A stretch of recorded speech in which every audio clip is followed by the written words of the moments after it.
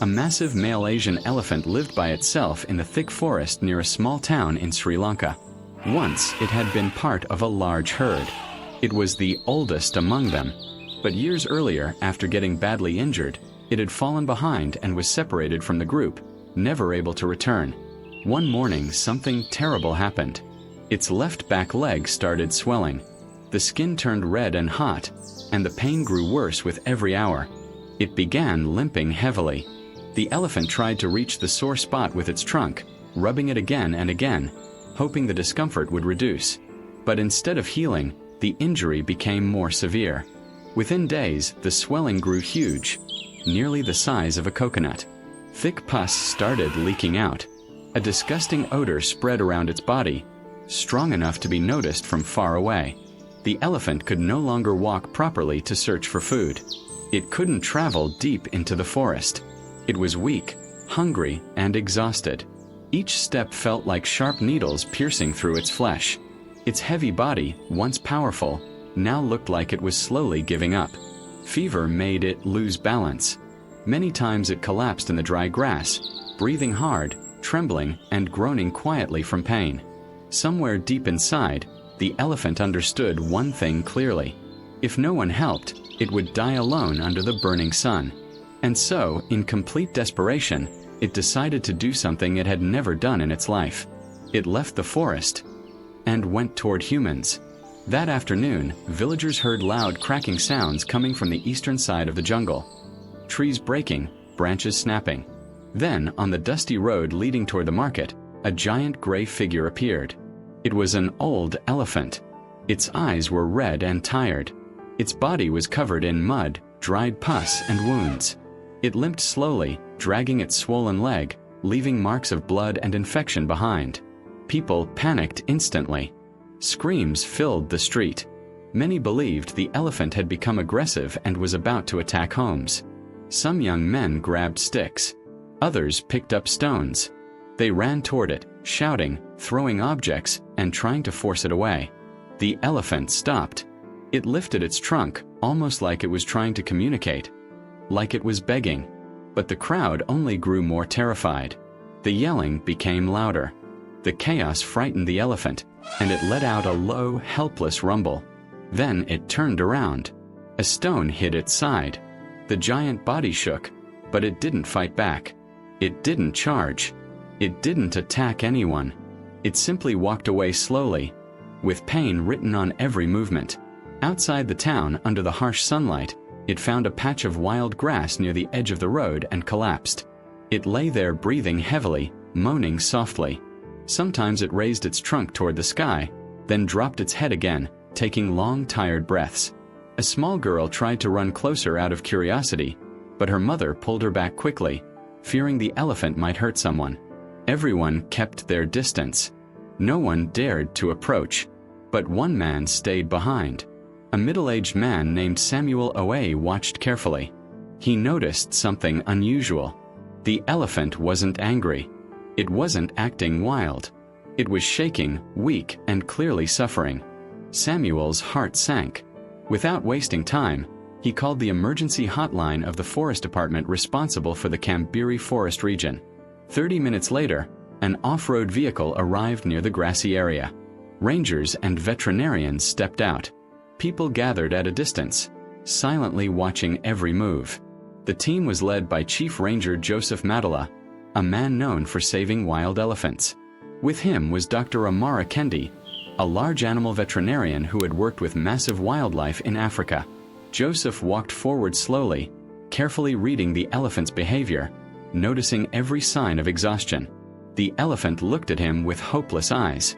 It didn't react even when Joseph gently touched its trunk. Joseph spoke quietly. "This leg is infected badly. It's an abscess. I think it came here to ask for help."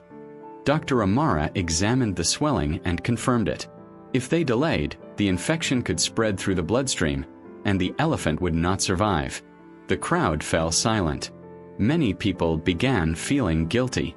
They had thrown stones at an animal that had not come to harm them, but to survive.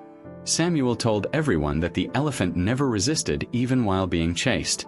That statement hit everyone like a shock. Joseph then gave a clear command. Make space. Bring water. Prepare medicine and bandages. We will treat him right here. He deserves a chance to live. People quickly began helping. Some cleared weeds. Some brought water. Others stood back to avoid disturbing the elephant. At first, Dr. Amara planned to sedate the elephant for safety. But Joseph watched its calm behavior and said, I don't think anesthesia is needed. It's cooperating. Joseph approached gently, held the elephant's trunk with both hands, and whispered something softly. The elephant responded with a quiet snort, almost like agreement. Then the medical work began. The team shaved the area around the swollen leg. They cleaned the hardened crust of pus and dirt. Dr. Amara took a small scalpel and made a careful cut. Immediately, thick yellow pus and blood burst out. The smell was unbearable. Several villagers turned their faces away. But nobody walked off. Samuel put on gloves and stepped forward to help clean the leaking infection. Soon, more people volunteered. Dr. Amara used antiseptic solution and cotton to remove dead tissue and clean the abscess deeply. The elephant let out low groans, but it did not struggle. Instead, its eyes looked calmer, like the pain was finally releasing. Joseph never let go of its trunk. He stayed close, watching the elephant's face, as if silently promising it that everything would be okay. Once the wound was cleaned, the team wrapped the leg with a thick cloth bandage, tying it firmly.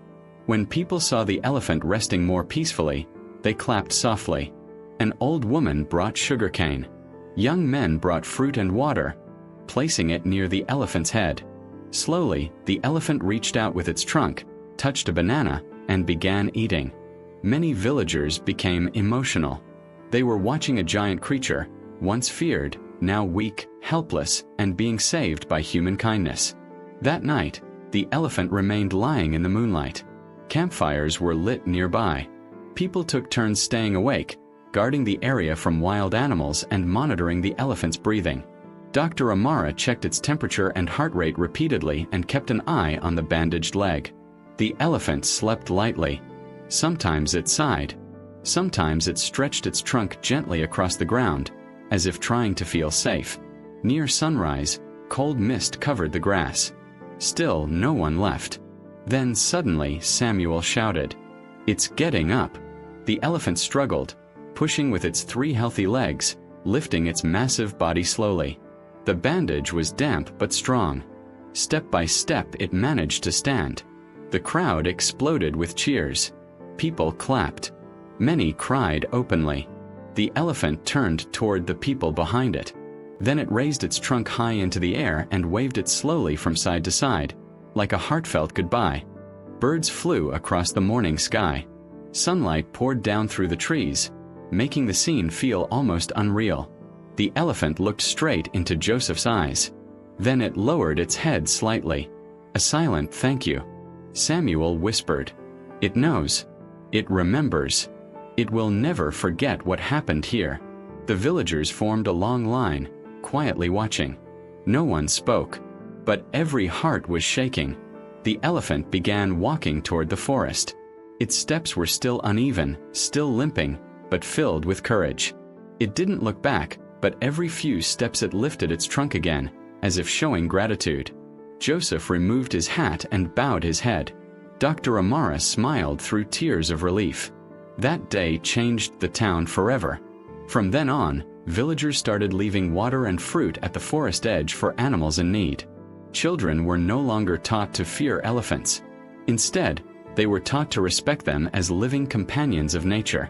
Samuel's photograph of the elephant standing tall was placed inside the town hall as a symbol. The elephant survived, and it became a beautiful memory shared by the entire community.